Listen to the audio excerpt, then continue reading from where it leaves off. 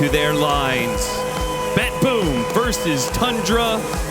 A matchup that was at one point in time the #1 and #2 team of this season. But both have been laying low recently, Avery. I'd say... Wait, what? Laying low? Yeah. How is Tundra laying low? Tundra won everything. Tundra lost again. Oh, they lost a game, so Yeah, that's they laying lost low the for series. them. Oh, I see. They're no longer #1. Oh, I see. Got beat out by #1? I mean, it must be Power Vision then. So it's just whoever wins the last series is #1? Yeah. Have you not checked Reddit? That is entirely how it goes. Oh. As soon as you lose one series, even one game, you're washed. Gotta kick somebody, replace some dude with somebody else who's not currently playing. Every time. Okay, well, that makes sense. I think BetBoom team have had a lot more struggles lately, but maybe they're on the up here. The patch has revitalized them. Don't seem to be buying that one. I guess I question, do you feel like the patch favors any playstyle right now? From what we have seen and the direction we're going? I think it favors teams that are good at team fighting and itemizing for that. Okay. All right. That sounds like... I actually feel like it does not favor teams who just want to stall and play map-based control styles. Okay, that sounds like it's not Falcons, then. Yeah. The lane-dominating teams in another category. Okay, BetBoom, that's kind of been their thing for a while, and I think even with the changes of roster, I think it's still a key element of theirs. Maybe not the most important thing anymore. I think they're in the middle. I'm still trying to determine how much laning actually matters in this patch. Okay. I think it's hard to determine at the start. I think the more data you get, the longer it goes, you learn more about how to take advantage of that laning. I think at the start, the games are chaotic. It doesn't matter as much. So time will tell for sure. But so far, I don't think it's actually mattered too much. I think a lot of the games we've seen, lanes get stomped. Like, imagine all these Huskar games we've seen. Doesn't really seem to matter, right? You can be up 6 or 7K. You can have an extra item on the Huskar, but if he can't take the fight, who really cares about that? Sure. And we've seen high ground be pretty difficult. Yeah. Yes, we have. First blood gets collected by Pure. Very nicely kited out. And the carry Riki already off to a great start. What do you think about this carry Riki? Because this is an old school counter to Lifestealer. This Exterminator facet is a very interesting one. You get extra agi when hitting creeps, so if you combine this with the ags, you farm really fast. Yeah. You actually just turn into like the fastest farming hero in the game. You can do Ancients really early. You just burst them down. I kind of believe in it, honestly. I kind of do. I think with Empower, it's even better. I just think the hero's early game to get to that point is so slow. Yeah. Like, oh my god, is it slow compared to almost any other carry. Which is why it's so nice that they managed to get first blood. That obviously seriously boosts the hero up. They're going to fight over the Lotus. Sox committing his life to try and get it, and he will give up his life. Now 33's turn to take the 1v2. Pierre's going to have to walk away. Kataomi, he will also be shoved out. The Lotus is grabbed by 33. I might die here. Yeah, it's looking like with the axes, he probably runs him down with the boots pickup from Courier. Though making a turnaround, actually. 33 has to pop the Lotus. Oh, Kataomi lives, and Pure picks up yet another. This Jakiro, his level 1 spells are just so strong in terms of value points compared to most heroes.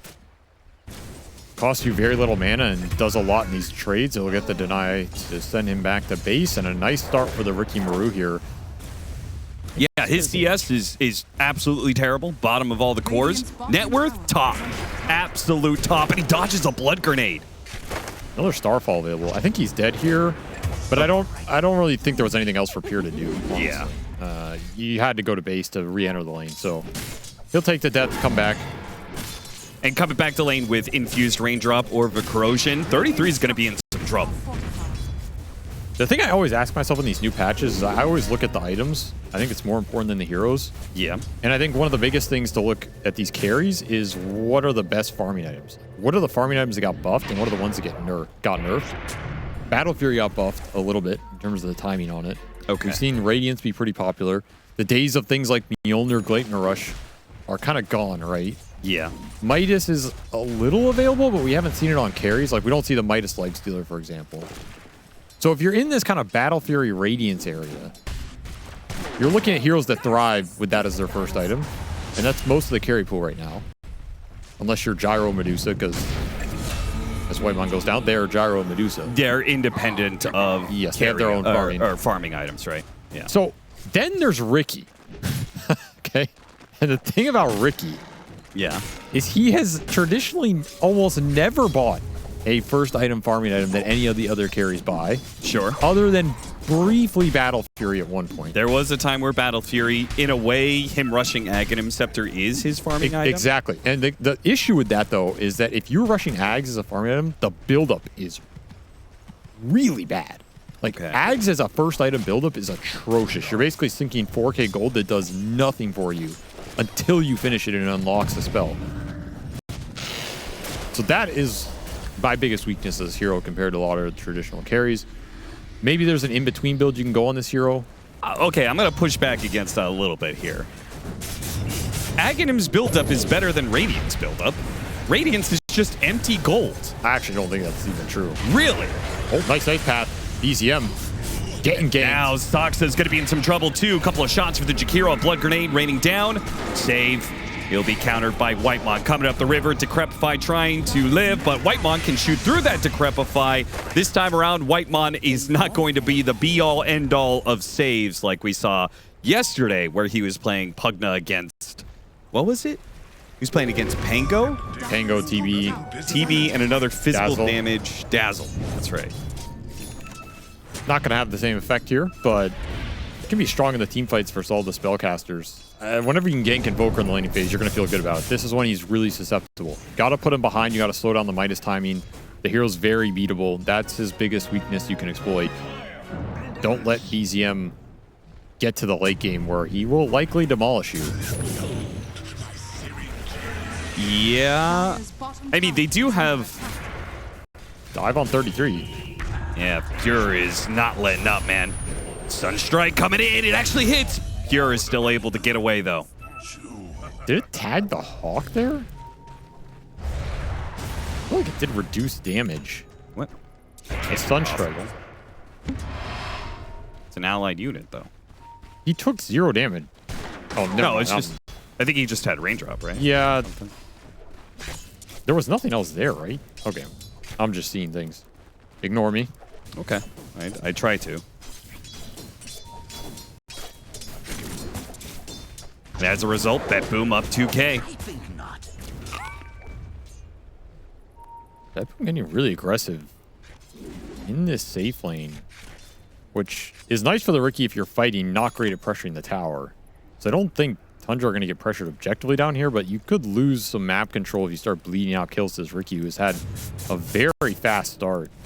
I could see Pure just go for a fighting item here, especially since he has the Magnus to give him the cleave. Oh. Okay, hit the ice path. Chasing him away. Decrepify goes out to try and deal with some of the cold snap. Pure's actually going to cut across the river and join in on this gank. It helps get the kill on BZM. Now he's pushing forward for another one. Pops over, gets Whitemon as well. Pure is just all over the place, man. He has been a part of 6 kills. He's got 5 assists, unfortunately, but 6 of the 8 kills. He's having a very good time in this early game. No one really to contest this Ricky. Tundra have to push this game later, where they can maybe catch him with a roar into some combinations here.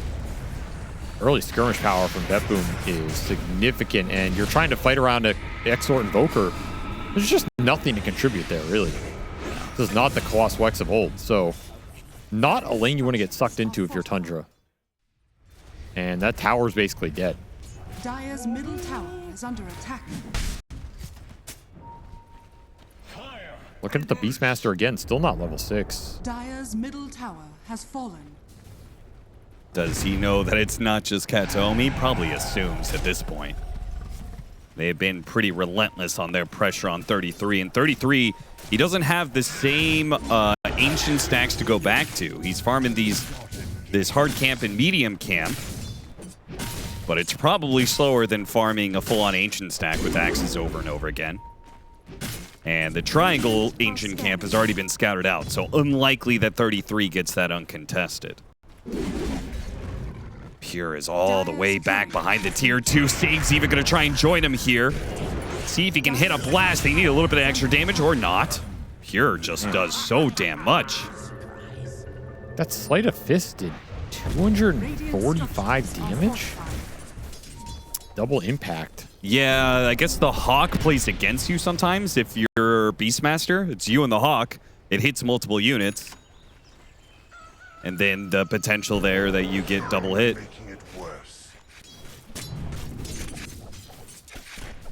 Yeah, I guess so. Yeah, because if you're alone, it can't do a double impact. But if there's more than I don't even, was that even a double impact? I think it might have just been the hit. Maybe. You get 160 bonus hero damage. He's already hitting for 140 with Empower. He has Dude, Pure, leave him alone already, man. He was thinking about going over there again. Ridiculous. BZM is going to be chased down underneath the tier 2. What's Tundra's game plan here at this point? Go anywhere but mid. That's what the game plan should be right now. And pray Dyrachyo carries you, because he's the only one having anything in this early game, and he's queued up the armlet. Probably a wise decision. I think he's going to have to get active sooner than rushing the Radiance. Yeah, he wanted Radiance, but I think this last death on BZM was finally the breaking point for him. BZM still does not have his Hand of Midas. And it'll be fast diffusal for the Riki. Taking benefit of that Empower. You can always just farm heroes too. You get it fast enough. You know, nice thing for Pure in this game is you also have Pugna Jakiro support duo. 2 heroes that will take these tier 1s just by grinding them down.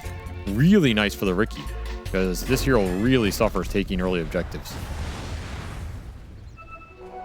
So the fact you can open up these towers, increase the map availability for the Riki with the invis, put more strain on Tundra's sentry capability. Feels super good here. It does feel like a lineup that was crafted pretty well for a carry Riki.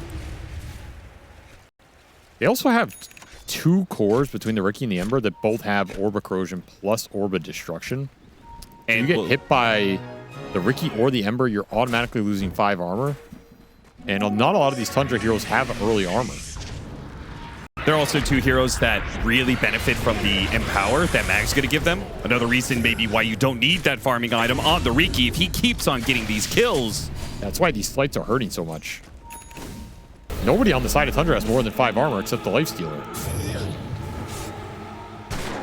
Waibon. He needs that level 6, man. It's his only defense mechanism at this point. Give him a dispel and a way to dodge some physical damage. And Miro's chilling. He went for the Empower facet. So I guess that just means he doesn't have to empower himself and can save that for his allies, because I do feel like he should be empowering Ember Riki quite a good amount. I mean, he's just farming and scaling too. Yeah. This is a tough tricore to skirmish into if you're Tundra until this Invoker is completely online, and that is just going to be a long way away. Currently meteoring neutral camps and creeps, so catch-up duty for some of these Tundra cores as they leave the fighting to Dyrachyo, perhaps, who has switched back to Radiance. He's debating between that and the armlet, but you got to get it right here and take the proper fight. So you're telling me this item that he has right now, which is nothing, with his 3,000 gold, is worth... Okay, now he bought out the armlet. It's worth more than plus 10 to all stats? Yes. Building up an accuracy, you're telling me it's worth more? Okay. That's a bold claim, I guess. I think... What I'm saying is that for the heroes that buy the Talisman first and fight with it like Brewmaster, I think you get more value. Okay. And I think for the heroes that rush the Relic, get it at a solid time, and then farm with the Relic to finish Radiance, is actually a better build-up than the Axe. Okay.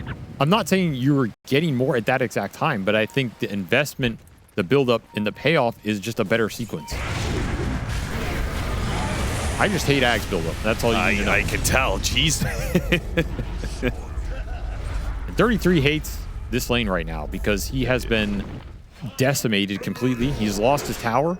He's losing his life. He's losing his ancient stacks. What do you think the last time 33 went 0-5-0 in 15 minutes? Probably 3 years ago. Probably back when he was playing on like some join Dota League. Yeah, probably was on some garbage team like Optic Gaming or something. With garbage players like Quinn and Zai. Imagine that team. Yeah. Quinn and Zai. Wow. There was some talent on that roster. Yeah, there really was. That's the thing about Dota. It doesn't matter if you're good. It matters if you're good in the right place at the right time. In other words, nepotism, Austin. What? It's all about the networking and who you know. And you of all people should know that. Are you saying all TI winners are somehow related to or friends with Ice Frog? I've seen a lot of suspicious patch notes in my time, I'll tell you that much. You just read between the lines sometimes. It says this one's for you, 33. You would be surprised at what has been pushed in this game due to very specific players. I think you'd be surprised. Well, I would never will be surprised if you don't tell me. Afraid I can't do that, Mr. Walsh. Okay, well. Afraid I can't do that. Keep your secrets then. I'm just saying, you know, think of like who is the most... I don't know what conspiracy theory you're pushing right now. Radiant's top tower It's like the mammoths all over again. You know, like let's say you saw a Lone Druid buff. Who do you think would be fighting for a Lone Druid buff? First thing would be Bulldog. Right. It's like something like that, you know? So now you just do that for every hero player in the game that really likes their hero. And it creates a bias over time, right? Because they're constantly pushing for buffs on that hero. Yeah. You know, it's like if Collapse told you Magnus was weak over and over and over. Eventually you're going to buff it, even if it's weak or not. Okay, well, and then he just wins the TI, you know? I'm not saying that happened. I'm not naming any names. It's all unconfirmed, of course. I'm just saying.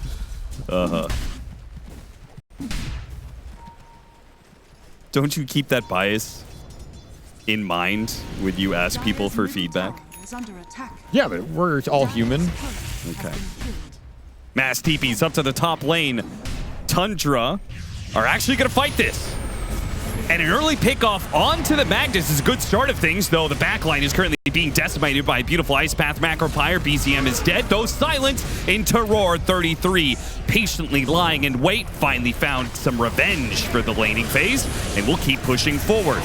Infested up, has the extra HP, though he is being kited around quite a bit. Soxa does manage to get a kill onto the enemy support. 33 finally does get burnt out. Saves trying to keep himself alive with the Decrepit 5-4 staff up to the high ground. Away he goes. GPK will try and run interference for Save. They turn around and go and kill the Marauder, but now a silence. Oh, it was a bad turn for GPK. Not worth it, as Save will still die, and joined by GPK.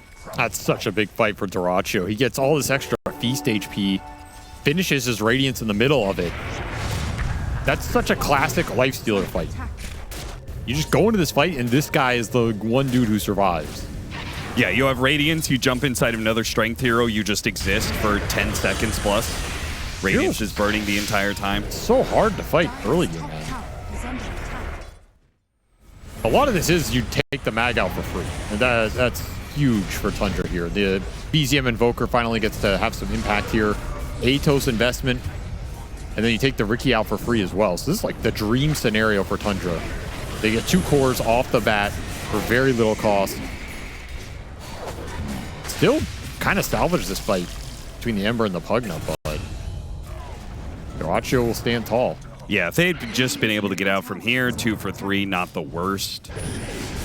Particularly considering the investment, right? That is a big note for Tundra. They invested double Rod of Atoses, which have their impact now, but may not be useful later on. Radiant's bottom tower is under attack.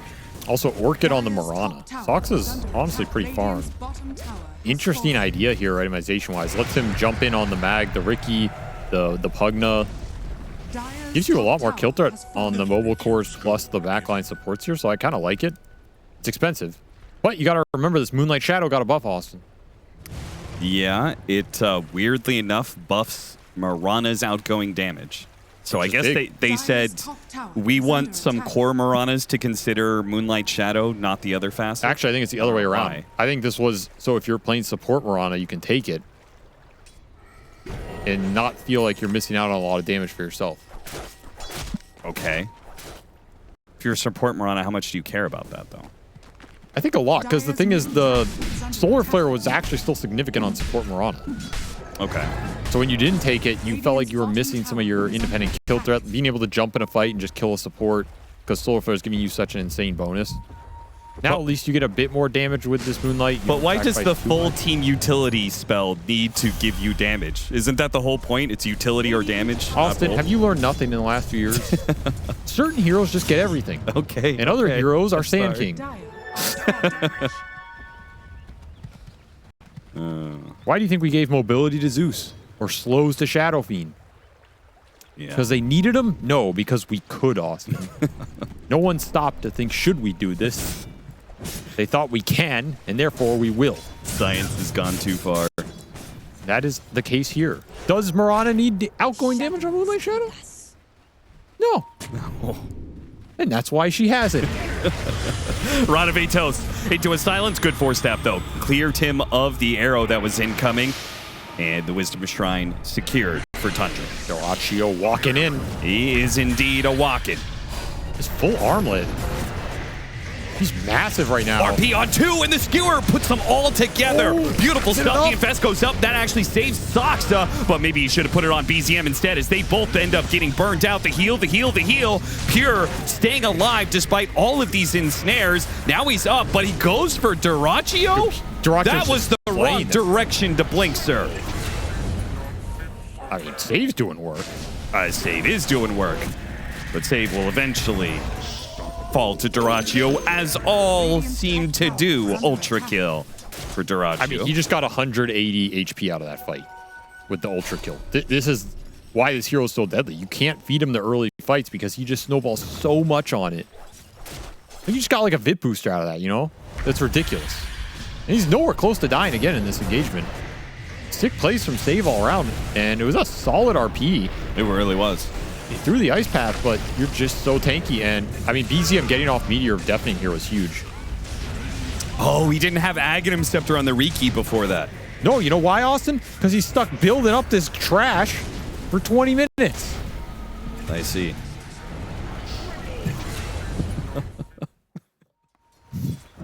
He has it now, though, so he got through that. He does have it now. So the next time they hit an RP on multiple heroes, Pure can go to work. He can also just farm a lot faster now, so yeah. BetBoom maybe shouldn't feel as pressured to have to fight in this game. Like, just get your BKBs up.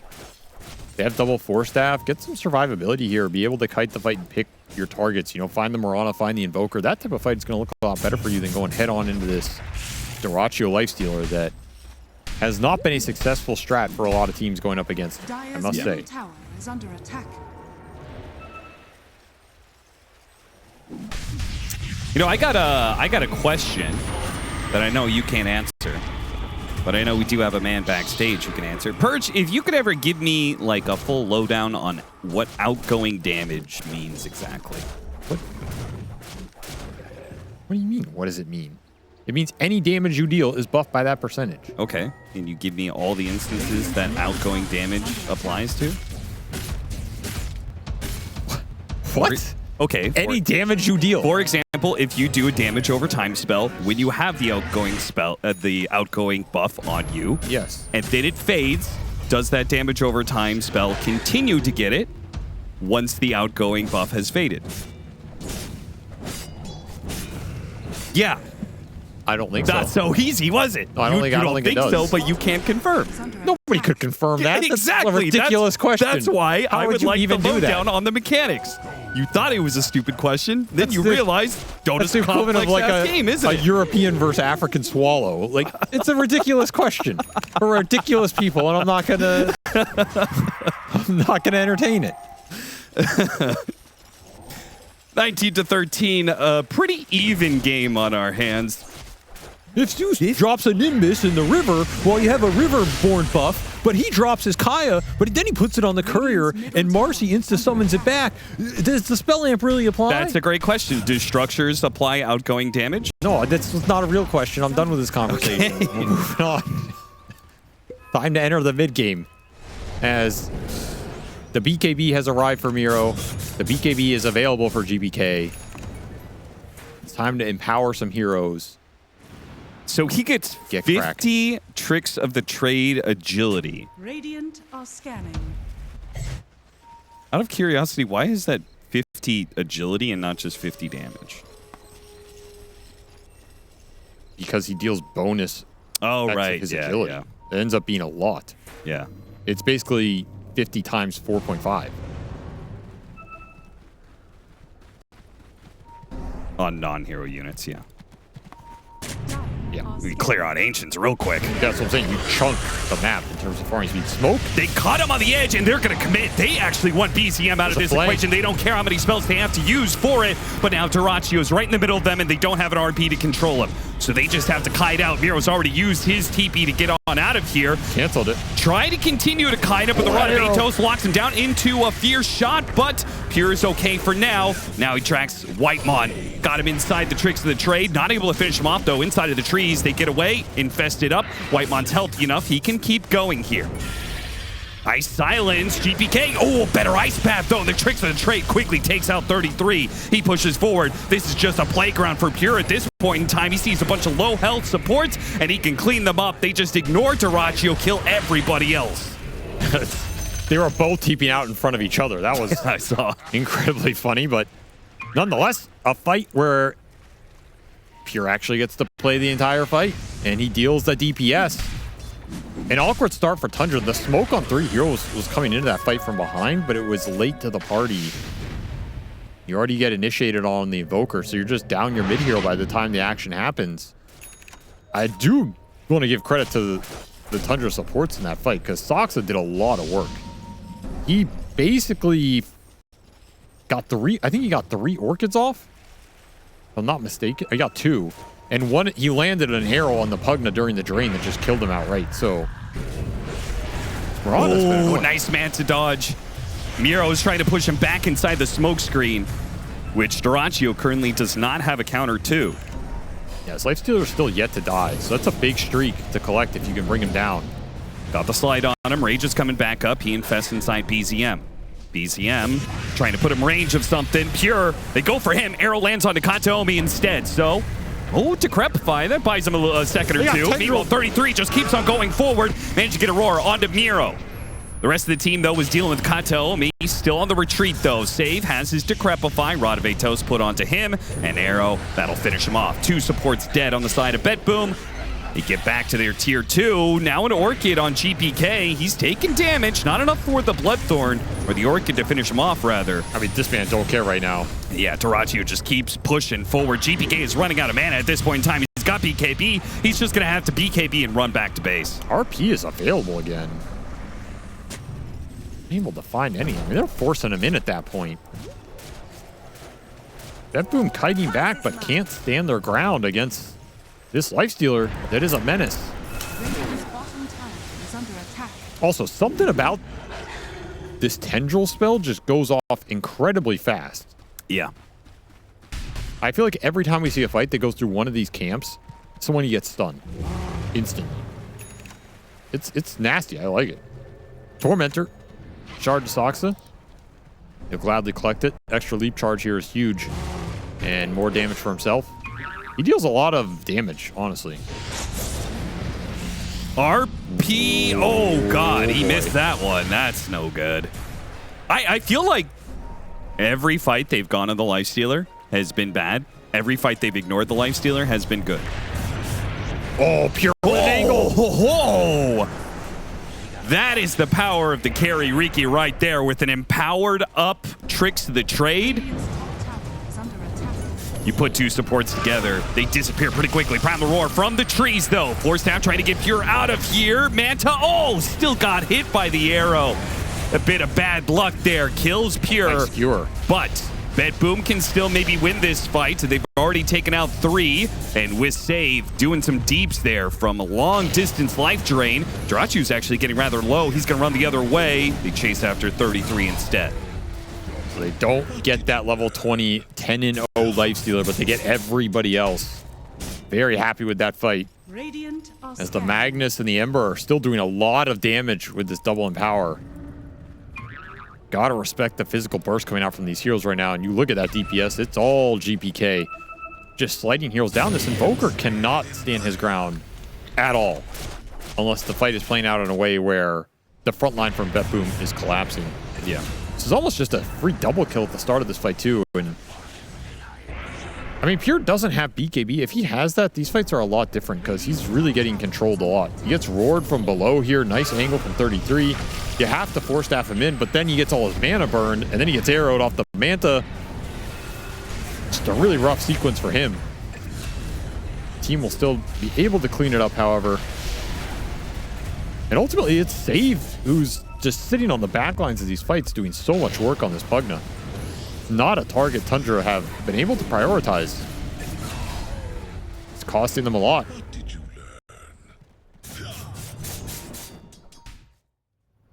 So I checked a mechanic real quick. Lifestealer has Aghanim Scepter. Obviously, one of the heroes he's hoping to be able to disarm is the Riki. But I'm 99% sure that both Ember and Riki ignore the disarm while they're infested.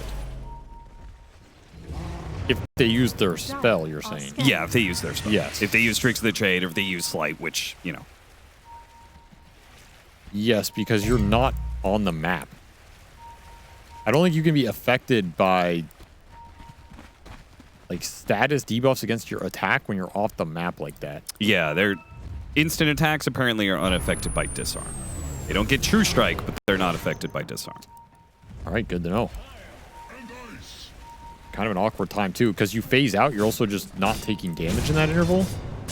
Yep. It's like a wasted infest for all that duration. Yeah, so I do kind of question whether this Aghanims is going to be effective. Whether it's just hard to use the infest because these heroes are bouncing around so much, or if they do use it and the spell is up, then the infest loses a lot of its value. I mean, the thing is, this Ags is still just really good on the hero. Yeah. The fact that it reduces the cooldown by so much increases the cast range. Those are two really important things about this hero that make him what he is right now. Yeah, that's fair.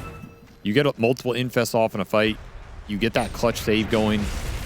It's not just about the aggressive disarm. So I still like it here. Inside a Croaker with the tendrils of deep ready to go. He's going to go inside the pit, gets a stun off quickly, infest, and runs away.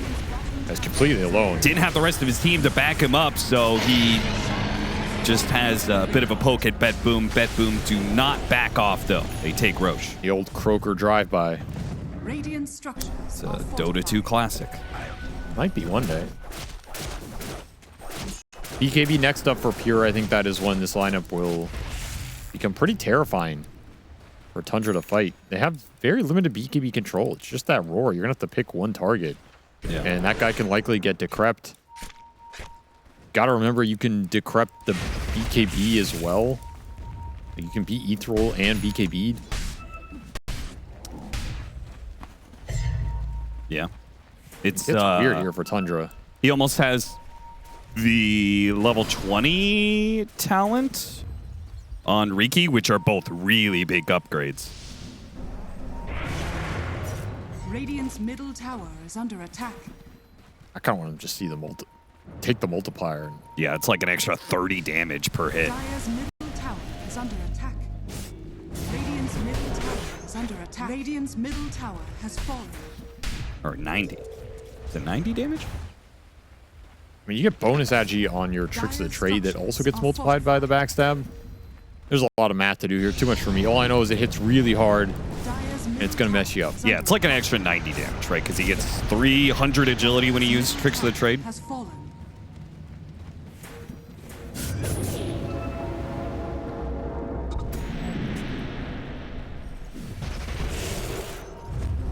Just casually cutting a wave. Both Soxa and Pure have the same idea, cutting the same lane. God, Dyrachyo is just able to be... 33? This is enough damage with Kata? Kata, it's close, but not enough. Oh my. Oh, he did have to jump to mid, where he instantly popped his BKB for fear of taking any damage. They will get 33 punished for that one. Prepare for a lesson. Yeah, I thought there's no way they kill him with Sunstrike. With Kata, it was incredibly close. Can't fault him for that attempt, but... They're hunting on the other side because the Riki TP'd up to top. Oh, nice dead shot into the arrow. Beautiful execution here. Tundra trying to salvage something on the map. Pure will run straight into the Invoker, and that Hero's going damage... to capitalize on it, too. He blinks after him, doesn't even need to skewer him back. He just leaves him inside a Pure smoke screen. Still has that skewer, and will actually bring Dyrachyo back a little bit. I'm not sure if he wanted to bring him, though. Trying to save him. He's infested up. Glimmer Cape goes out. He gets bashed, and finally Infest pop out. We'll finish off Miro. But Pure comes out. Dyrachyo comes out inside of the Ice Path, rather. Turns around, bashes up Pure for a second. Gleipnir, it's going to whiff. Tricks the trade. Arrow comes out. BKB. He's going to lose his Aegis, perhaps. No, a Force Staff gets him away.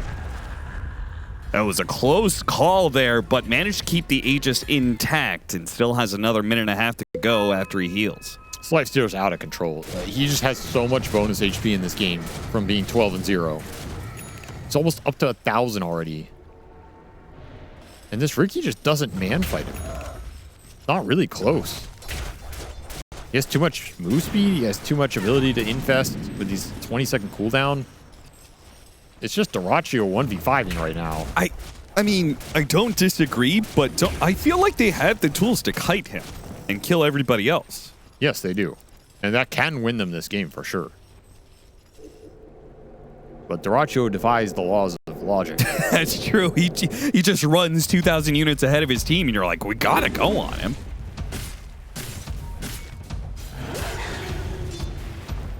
Radiant are scanning. 33 is going to get the nullifier that Dyrachyo currently lacks. I do wonder if Dyrachyo is going to consider breaking that Radiance apart. I don't know, man. It's doing a lot of damage. He just finishes Abyssal, buys out, almost level 25. It is, but he could have nullifier Butterfly. Which at some point in time, he's got to address Pugna's Decrepify. And I'm not sure if he can rely on somebody else to do that nullifier for him. Is Abyssal back as well, by the way? Is this item back? Been seeing it more. Seems a lot better on some of these strength carries. You get damage, you get a lot of strength, you get slow resistance and Ultra-Regen Lifesteal Amp, which is really nice for something like Lifestealer.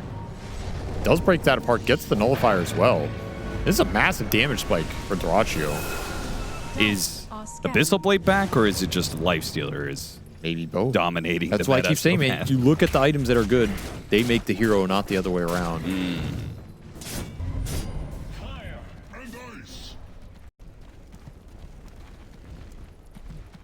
Like, I'm not going to go start playing Juggernaut because I'm going to build Radiance Abyssal Nullifier, you know?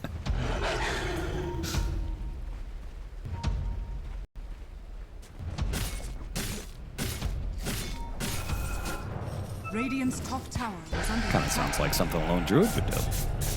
Maybe he's back. I mean, who knows anything about that hero? That's why he's not, but I'm not going to base Lone Druid stats on too much here, you know. Takes a real professional to play that hero. 5-man smoke from one triangle to the other. Shielded Lifestealer. Don't touch that. Don't touch him. Don't even look at him.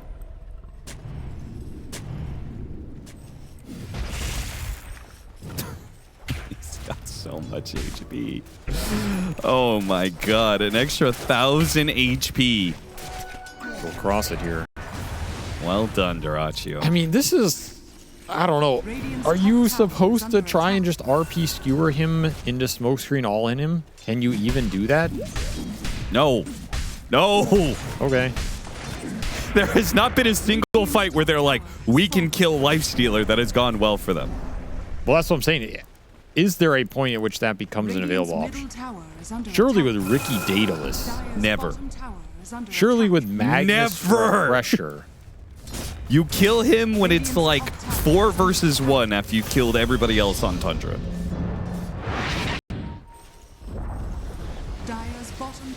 It's either that or we watch Lifestealer win yet another game.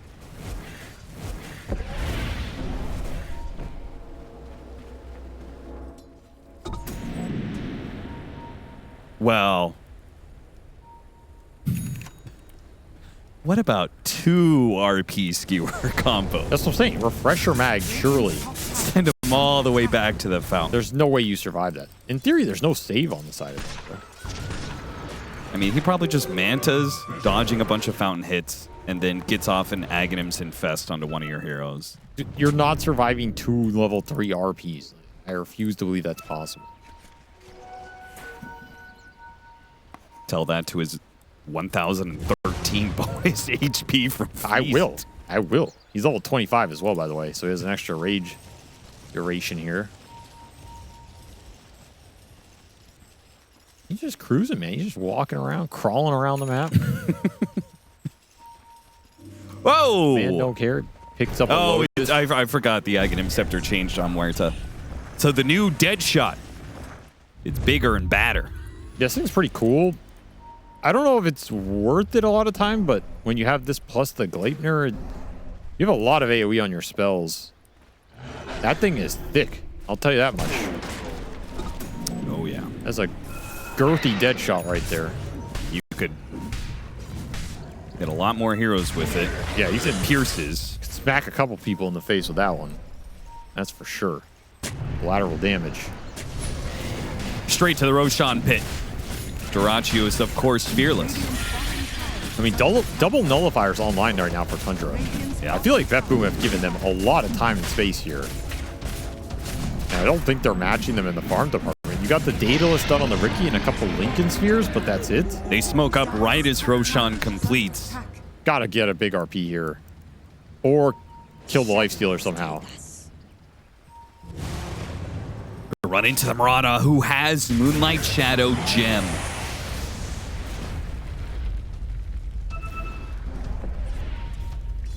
Arrow scouting out some more heroes. Deadshot doing the same thing. And 33 is ready to go in. He's got the Aegis. Dyrachyo says, I don't need the extra life. I'm going to be more than taking enough to deal with this. And they found the perfect target. No RP skewer to threaten them on a high ground defense anymore. Tundra now try and clean up a bit more. Katomi making a break for it with his Glimmer Cape. Dyrachyo knows he's around here somewhere.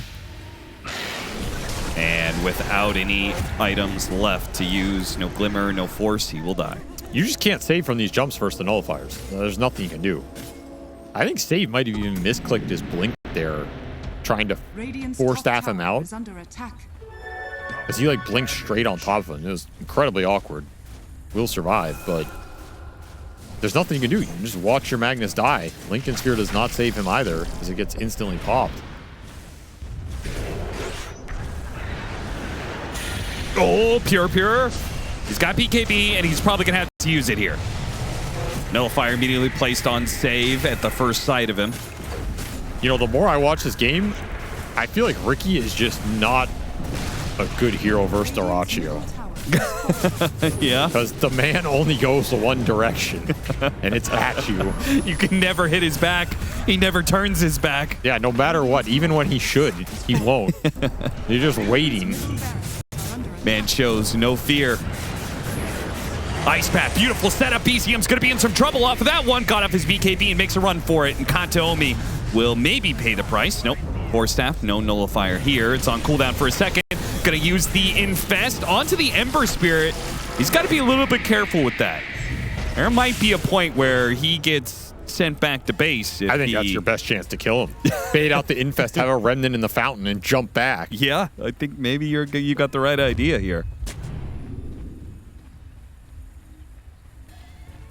Scan will land on Miro, who's ninja geared out here, so Tundra are going to go looking for him. Radiant are scanning. Guess the wrong 50-50. Sunstrike doesn't scout anything, so he slips by. But Dirachi is about to have another item here.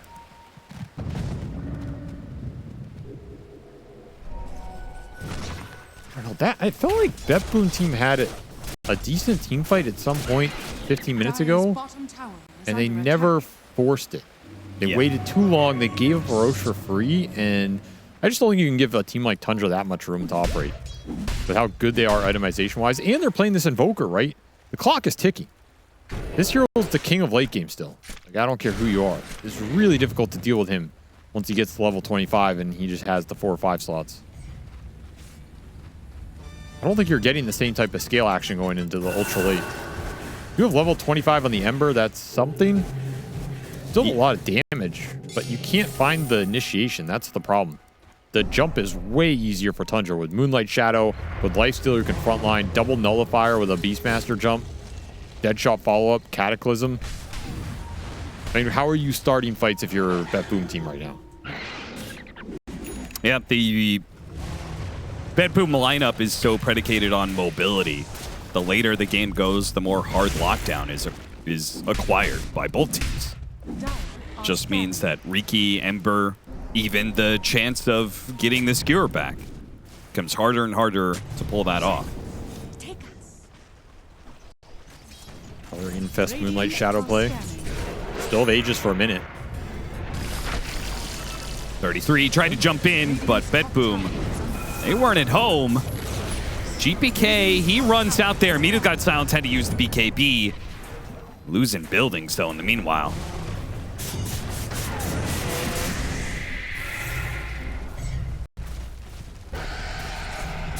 Well, it's time to come up with an answer. Gotta do something here. Miro just has to find the perfect opening. If he finds it, if he hits multiple heroes, nice arrow. Oh, Force Staff trying to get him away. Force Staff, another one. Cataclysm not gonna land as a result of that instant scythe. Pure, he's dead. One scythe is all it takes. He does have a buyback, though. BCM so fast there. Even got the Force Staff Glimmer dodge on the Nullifier to come out before the Cataclysm, but still can't find an angle to initiate. Instead, you still just lose your Riki without BKB being popped. Just nothing coming up BetBoom team's way here. There's also a Hex on this Mirana. So there's double Scythe for Tundra to play around with now. And level 25 for the Riki, I don't think actually changes anything. Not really, no. Like basic Dispel, that's pretty whatever.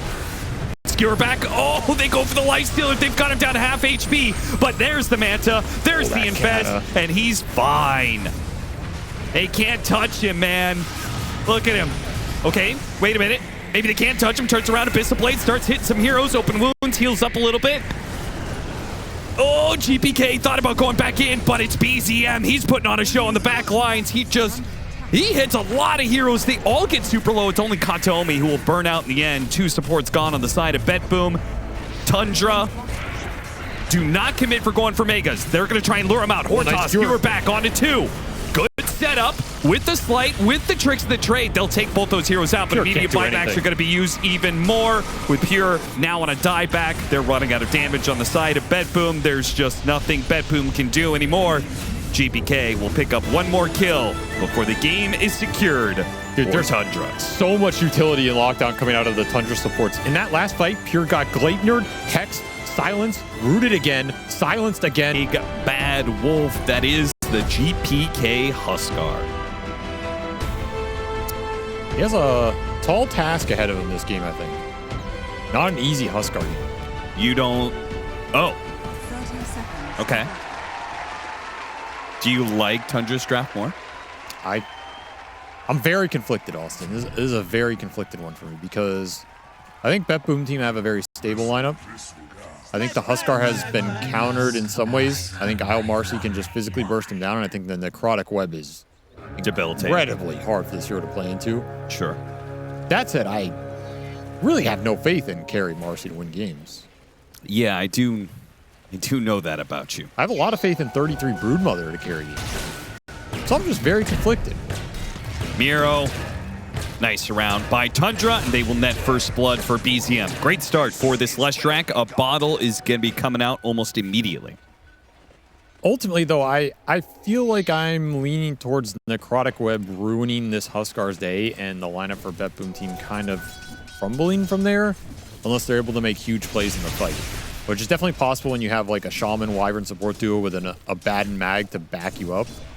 There's a lot of teamfight potential in this BetBoom team lineup. A lot of things they can do around the Roche Pit, around the Tormentor, with Huskar on the front line, where even if you deal with the Huskar and bring him down, you get this Wyvern Curse on the Marcy when he goes in. You get a big RP follow-up. You use Abaddon Shield to bail him out and buy yourself some time, right? There's a lot of elements here that can go wrong in a team fight for Tundra, which is where I always look to with this Marcy is, how do you win enough fights to close the game out? What do you think about GPK taking the Cauterize facet? I was reading this one. It looked interesting on paper. I've not seen anybody take it yet. You get a Dispel, then you get a big heal. That's it. Yeah, and I don't see that Pierre's going to die in the top lane. I don't see a lot of Dispels he's going to be getting rid of. In fact, the only one I really noticed was like Spawn Spiderlings technically puts a debuff on you. I guess Incapacitating Bite is another one. I mean, my thought when they released the spell was you just use it to increase your DPS output immediately. Okay. That's how I just kinda lower your HP soon. You during lower your lane. HP, you raise your max HP. Do you think that's why phase off, maybe? 33 also didn't use a web in the mid lane to lower the regen? Duraccio hopping away. Both heroes are rather low here. Whitemon will not try and kill them, though. Well, he has to connect the web, right?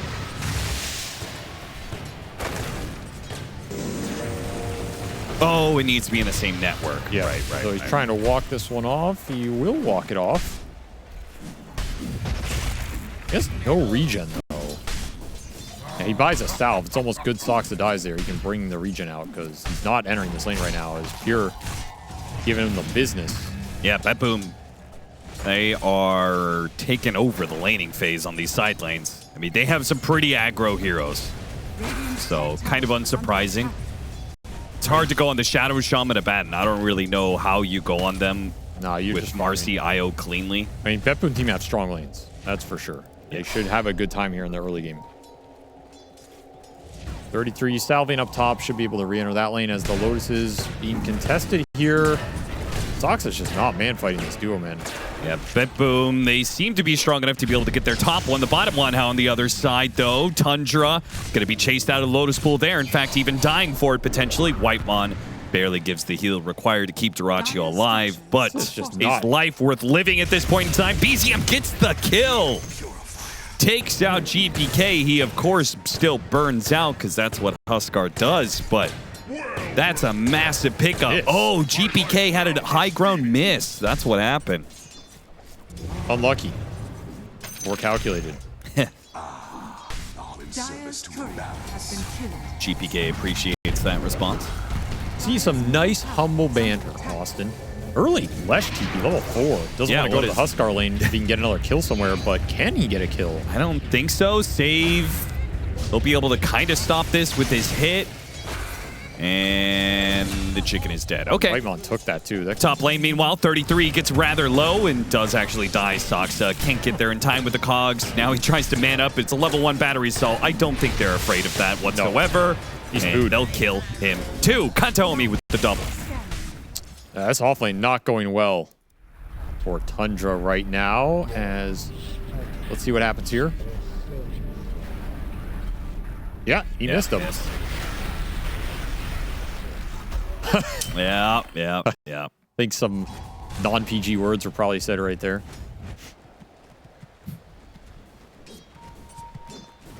Yeah, we need the lip reader of Dota 2. Somebody should make that a social segment. I don't think we want to do that, Austin. Saying our players are saying bad things. They're playing the Dota game. That hasn't been my experience. Pubs. Yeah, I'm sure the language is all pristine, you know. Definitely no editing. It has to go into any of the true Certainly site not. type documentaries that have been produced over the years. Yeah, yeah. They're just one full continuous clean shot, as everybody's seen.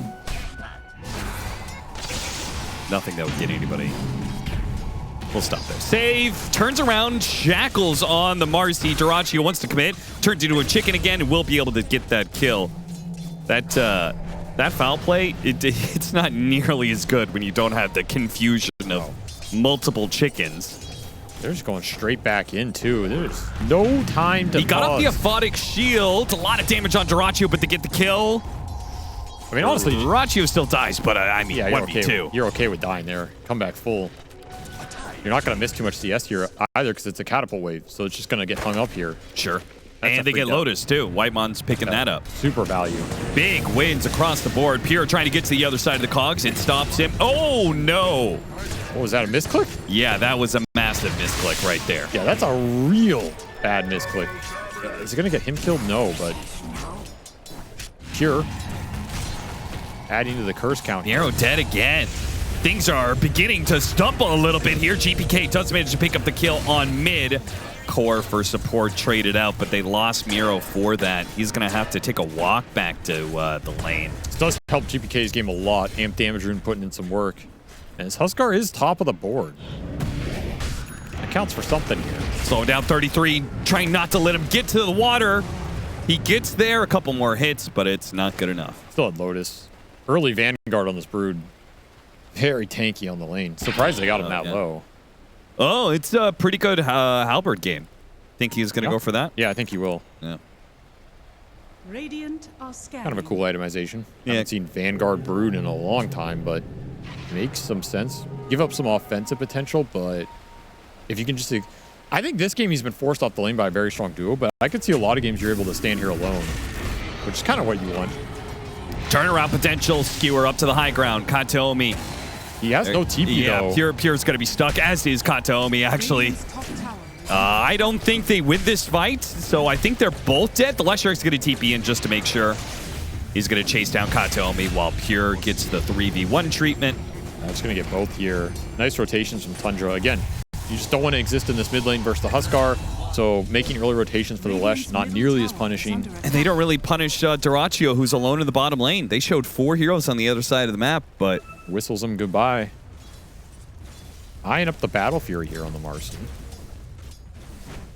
He's going to try and scale. Miro's so far behind. If he dies like this, oh, man. It's level 6 now for Dyrachyo. Makes it even harder to enter this lane. This Abaddon has no game. Nope. He has been crushed. Not a good sign for BetBoom team, because I do think GPK needs as much help as he can get going into the mid game and contesting those Roshans. Your offlaner's just missing. I mean, this, and the other thing is the IO got a lot off of these kills bottom too. Like, he's almost already level 6. Yeah. He'll join Closing BZM in to on farm that. up some stacks and will get his level 6. This is a solid IO game. Is under attack. You have the Leshrac to play with. You have the Dire's Marcy to top play with. tower is under attack. There's not a lot of burst damage on the side of BetBoom team, so your mech is going to go a long way here.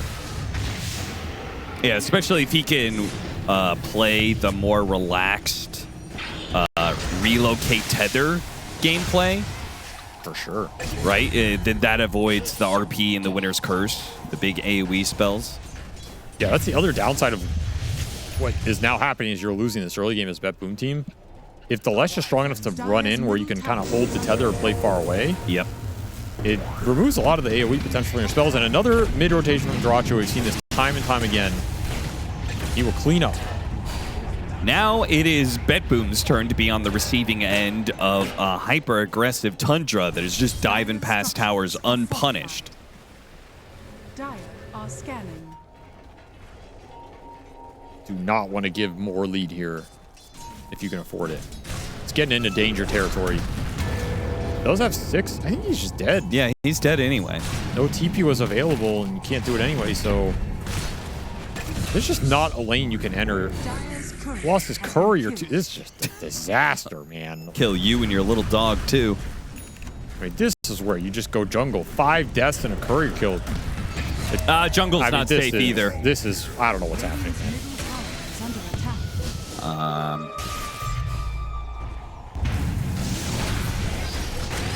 They're just going one to the next. What? They're literally like dominoes. Yeah, it's just. It starts in the bottom lane and works its way well past an mid. ultra kill at 4 different points on the map. Yeah. That's disgusting. He's so rich now. Well, BetBoom, I wish you the best of luck. This Huskar is not going to be able to carry you in this game. Not from this position. They're going to have to salvage this somehow. So far, the team play has not been there. And honestly, it's Dyrachyo, man. You got to give credit where it's due. He just broke this game open with this Marcy gameplay. The kills bottom, the laning, the gank into mid, then this ultra kill map rotation sequence. He's here again. He's through the gate. This guy is just a beast, man. Like he's everywhere. When he's locked in, he just wins the game for you.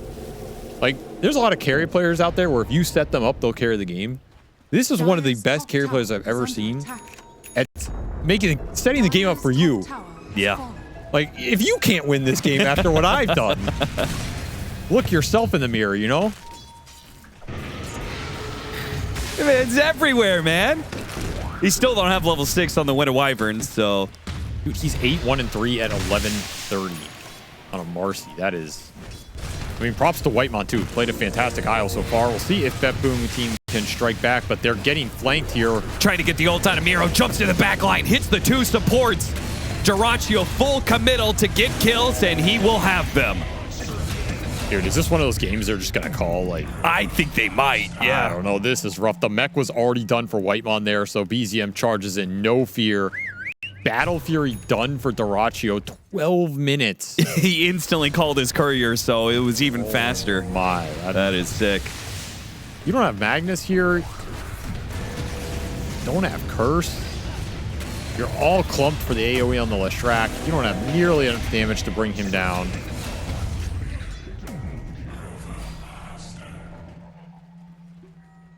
This game has gone from, hey guys, it's looking pretty good, to is getting a little rough out here, to it's over. I feel bad right now, to please someone call an ambulance. A doctor. To are we disbanding? This is a shellacking right now. 11k gold lead. The IO is above the Abad. Have you ever been bopped like this? Oh yeah, everybody has. What's the atmosphere like usually? It's not great, Austin. It's not great, I'll tell you. Very few teams' atmosphere is going to be cheery when you're getting beat down this bad. I mean, do you even... The game is so bad, do you even talk about it after? No. Or do you just try and wipe it from your memory? No, you just go next. Like, Dire are scanning. Well, unfortunately for BetBoom, they lost game 1, so there is no go next for this series. right, Dyrachyo death, though, can always count on 1 or 2. That's true. It's an old classic, reload. and he baited Whitemon into a relocate, too. Probably the most unnecessary RP of all time, but I guess it sends a message. So 2 for 1. Are they going straight to Roche? Might have to, right? Yeah. Just make some risky plays here to come back in the game. Yeah, I like this. This is what their lineup's good at. And it is very quick. Nice sequence here if Tundra can't disrupt it. Do have a clockwork with hookshot. Yeah, too bad you used that relocate, because you would love to get the Marcy here right away. Hookshot's going to be blocked. No options here for Soxa. Now, they might be able to take away the Aegis. BZM, not sure if he wants to commit or not. The Split Earth isn't enough by itself. Didn't want to get shackled there, even though he's hasted. Yeah. Now the jump in from Dyrachyo actually takes out the Aegis. Bit of an explosion. Wind Wyvern. Winner's Curse goes out. Last strike is a little bit low. GPK jumps in to try and finish him off, but Duraggio is still here, and 33 is cleaned house. Looks like he went up into the triangle, took them all out, called through, and GG is over. 14 minutes and 38 seconds. Duraggio is menacing. Dude, he Teams away from him. He's all over the map. He's in bottom. He's in mid. He's in top. He's in your